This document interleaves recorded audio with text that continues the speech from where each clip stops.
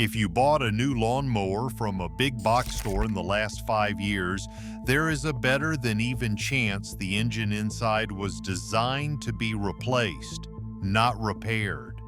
And the deck holding the blades is thin enough that a hidden root or a half-buried rock is all it takes to end its useful life. You do not know that yet because the failure has not happened yet. Here is what should make you stop. A well-maintained mower from the 1980s would routinely hit 15 to 20 years of service. The average residential mower sold today is documented to last 8 to 10 years.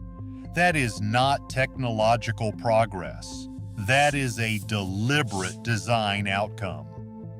The machine in the box at the hardware store was engineered to a price point, not a lifespan. Today we are going through exactly how that happened, what they changed inside the machine to make it fail faster, and what you should buy instead. 30 years ago, the outdoor power equipment market was made up of dozens of regional and national manufacturers competing on product quality and dealer reputation. A brand name meant something because the same company that built the machine also stood behind it. Then came consolidation. MTD Products, a single manufacturer based in Ohio, eventually absorbed Troy-Bilt, Cub Cadet, Boland's, Yardman, and the Craftsman manufacturing contract and was itself acquired by Stanley Black & Decker in 2021.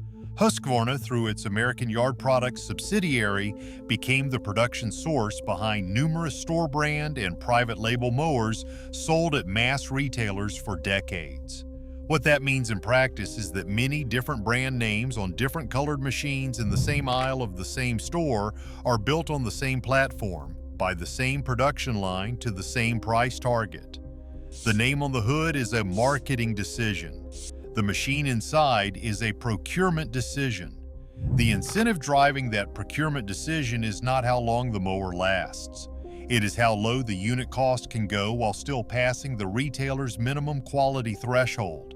Everything that was engineered out of the machine in the process of hitting that price point is what we are about to go through. The engine is where the lifespan gap is most measurable. Commercial-grade small engines from Honda, Kawasaki, and Kohler are documented to deliver between 2,000 and 3,000 operating hours with proper maintenance. The budget engines installed in most big box store mowers are documented to deliver between 450 and 500 hours before major wear begins. At an average of 50 hours of use per year for a residential mower, that translates to roughly 9 or 10 years of service for a commercial engine and less than 10 years for a budget engine on paper, often far less in practice because maintenance intervals are rarely kept. What changed inside those budget engines to produce that gap is specific. Carburetors that used to be cast metal are now injection molded plastic. Plastic carburetors cannot be adjusted or rebuilt the way metal ones can. When they fail, and they do fail, the replacement cost often runs between $150 and $200 on a mower that originally cost $500. Multiple documented consumer complaints across major platforms describe plastic carburetor failure on mowers with fewer than 3 seasons of use and warranty denials from the manufacturer citing fuel-related issues to avoid honoring the claim. The deck is the steel housing that covers the blades and directs the cut grass. On budget residential mowers, deck steel runs 12 to 14 gauge. That is thin enough to bend, crack, and rust through under normal use. Commercial and premium residential decks run 7 to 10 gauge steel, which is significantly thicker and resists impact, warping, and corrosion over time. This matters because the deck determines blade alignment. When a thin stamped deck takes an impact from a buried object, the deck deforms. When the deck deforms, the blade tips no longer track in the same plane. The cut becomes uneven and the spindle bearings begin wearing out of spec. You do not notice it immediately. You notice it 2 seasons later when the cut looks bad and a repair shop quotes you more than half the cost of a new machine to fix it. Most people buy a new machine. That is the intended outcome. Quick question. If you own a push mower or a riding mower bought new in the last 5 years, have you had a carburetor, deck, or engine issue already? Drop it in the comments. I want to see how early these are actually failing compared to what the warranty suggests.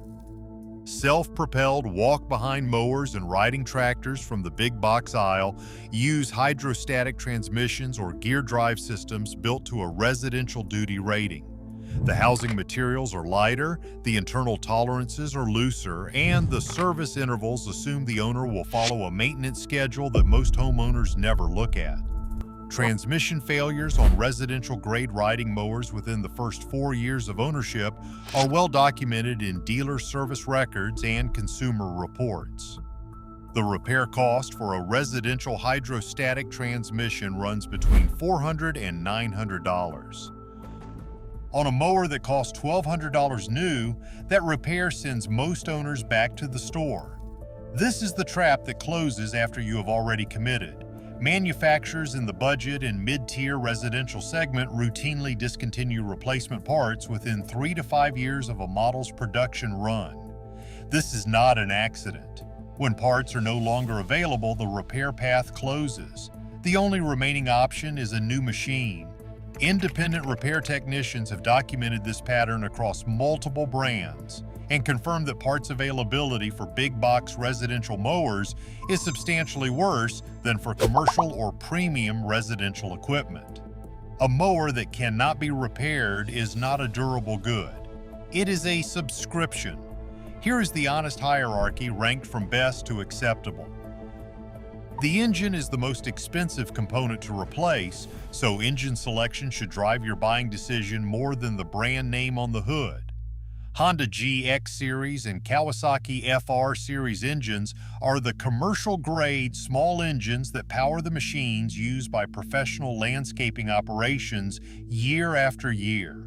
Honda GX engines feature cast-iron cylinder sleeves, overhead cam designs that reduce internal friction, and documented service lives that routinely exceed 2,000 hours with proper maintenance. Kawasaki FR Series engines carry similar construction standards and are rated for demanding commercial use. If a mower you are considering carries one of these engines, the rest of the machine is worth evaluating. If it carries a budget engine with a plastic carburetor and a 1-year warranty, the engine alone tells you everything you need to know. There is a category of walk-behind mower that never appears on the floor at a hardware chain because the margin structure does not work for that retail model. Commercial walk-behind mowers from brands like Toro, Exmark, and Snapper Pro are sold through independent power equipment dealers and are built on fabricated steel decks running 9 to 10 gauge steel with commercial-grade drive systems and engine options that include the Honda and Kawasaki platforms described above. They cost more, and they also last 3 to 4 times as long as a residential unit, carry longer warranties with better parts availability, and can be fully rebuilt rather than discarded. The total cost over a 10-year period is lower, not higher. A well-maintained commercial mower with 500 hours on a Kawasaki or Honda engine has more useful life remaining than a new budget mower fresh out of the box. Kawasaki FR and FX series engines are documented to reach 2,500 to 3,000 hours under commercial use conditions. 500 hours on a machine like that represents roughly 1/5 of its total service life. Buy used from a dealer who services what they sell, verify the maintenance history, inspect the deck for cracks and spindle play, and you are buying a machine designed to last rather than one designed to be replaced. If you are buying new right now and the budget is what it is, you have one move that costs nothing. Read the engine warranty before you buy anything.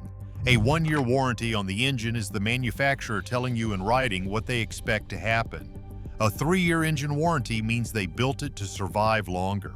That one line in the spec sheet is the fastest diagnostic available, and almost nobody looks at it before they buy. The second move is to check parts availability before you commit. Search the model number online and look for replacement carburetor, deck spindle, and drive belt availability. If parts are already hard to find for a model that is 2 years old, the repair path is already closing. A machine you cannot fix is a machine with a built-in expiration date. The third move is to find an independent small engine shop in your area before your mower fails, not after. Ask them which brands they see the most of and which ones they refuse to work on. That conversation takes 5 minutes and gives you more accurate reliability data than any spec sheet or online review. The mower in the big box store does not look different from the mower that will outlast your mortgage. The difference is entirely in what you cannot see from the outside. Check the engine, check the warranty, check the parts. Everything else is paint. Subscribe. Next, I am covering why the battery-powered outdoor equipment category has the exact same problem and why the battery pack warranty you are counting on has a degradation clause that voids it before the machine stops working.